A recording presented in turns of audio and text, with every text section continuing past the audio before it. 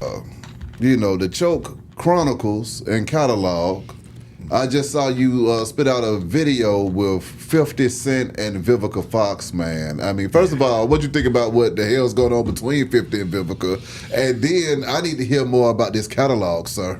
I think that 50 Cent put the whipping on that girl. He hit her with the bang, bang, bang, bang, bang, bang, bang. Because, goddamn, that video I shot of 50 and Vivica walking on the red carpet at the MTV Awards was 22 years ago. Damn. And if she's still in her feelings 22 years ago, like, come on, my nigga. Like, he hit her with the bang, bang, bang, bang, bang, bang, bang. He put the whipping on the whooping. She is penis-fied. Like, Vivica, let it go. Vivica, Jesus Christ.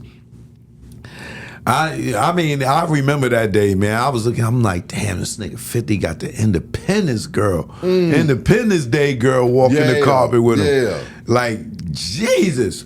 Crazy. And she is carrying on butt hurt like a mother effer. Like, let it go, Vivica. Jesus Christ. I think that's hard to do, but I mean, Choke, when you go through that catalog, man, I mean, everything is 20, 30 years old, sir. I mean, what else is coming out of there? Do we have anything to be looking forward to with all of this content, man? Yeah, I'm working on a docuseries called Choke No Joke, The Content King. That's the working title right now. I don't know, it may change. Or The Godfather of Content. Yeah, there might be that. I like that. Right, yeah.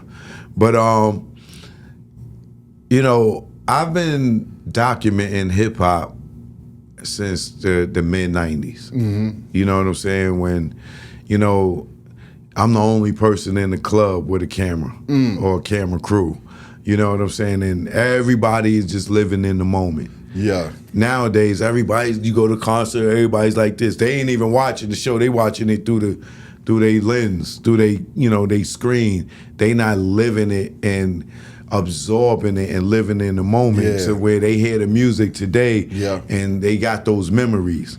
Now they memories is looking through the phone. Yeah. You know what I'm saying? And when I had the camera back then, like I said, it wasn't too many people doing it. Shout out my man Ralph McDaniels and people like that inspired me. But it took a long time for people to catch on that content was king. You know what I'm saying? Yeah. When I was doing it, I was corny. You know what I'm saying? When dudes that knew me from the street, like, yo, nigga, you running around here with a camera and shit, like thinking that it was corny. Even when I was at Rockefeller, which was probably like 7, 8 years into me already being a videographer. Yeah. When I was running around with Dane, nobody else, none of the artists had cameramen following them. They started catching on after a few years, like, damn, this nigga, they ain't got this nigga following him. He catching all his joint, all his dope footage. And then they started catching on. Yeah. So around 2005, and you started, seeing dudes with their own camera person. You know what I'm saying? By that time, nigga, I done got 10 years on y'all. Whew. You know what I'm saying? Come on now. 10 years on y'all. Crazy. So all this content that I've been creating over the years, I've now decided to put it into a docuseries. So it's been heck.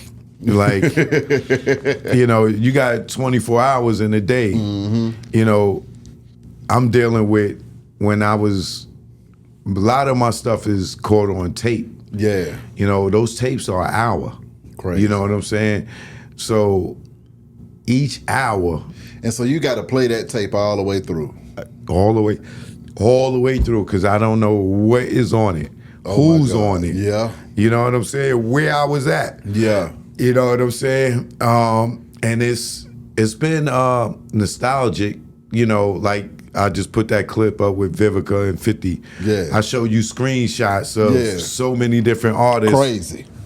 You know what I'm saying? Yeah. So, you know, one thing I'm doing is, you know, I don't know where I'm going to do a deal with this at.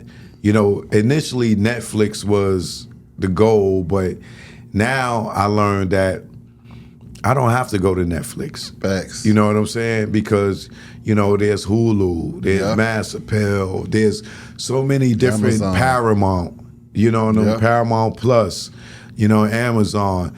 There's so many different people that are now understanding what content is. And me being a content king, I feel like I could go anywhere and do this. You know, I got, you know, the way I've structured it, it'll be, it's kind of like what Hip Hop Evolution was on Netflix, but my story. You know what I'm saying? Me coming into the industry from, you know, all the stuff on the East Coast. I saw some stuff with Kanye West you was showing me, man. Yeah. At that time, pointing that camera at Kanye, did you feel like you were pointing the camera at a future billionaire? And that this guy's trajectory would be insane and he would change the game in comparison to all of the other people that you were putting the camera on at that time? Well, I like being in Kanye's apartment when he lived in 12E of that building in Jersey. Being in, I think he only had a 1-bedroom apartment, right? But I remember being in there with Miss Donda, his mom's rest in peace. Yeah. Me, Lyris Cross, and us doing a segment called Celebrity Closet. And Kanye is showing us his clothes in his closet. At this time, Kanye wasn't even a platinum artist yet. He was just a producer, you know, he had just got signed to Rockefeller as an artist. But he got this little ass closet, right? But he's going through this closet and he's showing us his clothes and he's so into fashion. He didn't even know that Marc Jacobs was a real person. Like, this is how not much of a novice he was when it come to fashion. To see him turn around and have Yeezy. Yeah. You know what I'm saying? And become this fashion icon. Yeah. Like, I knew the dude loved clothes way back then. Yeah. You know what I'm saying? He showed me his little polo outfits, his Adidas. We never thought that he would have his own Adidas sneaker back then. You know what I'm saying? So I'm sitting there and, you know, being in his apartment and just looking back at it, you know, visualizing it in my head. This thing got this one little bedroom apartment to now he got a house in Calabasas. Yeah. You know, Kim Kardashian. He got 3 kids. The nigga done dropped multiple platinum albums. Come on. You know what I'm saying? He went from Jay-Z telling the nigga, yo, nigga, I don't want to hear you rap. Just play the beat. To Jay-Z doing a joint album with him. You know what I'm saying?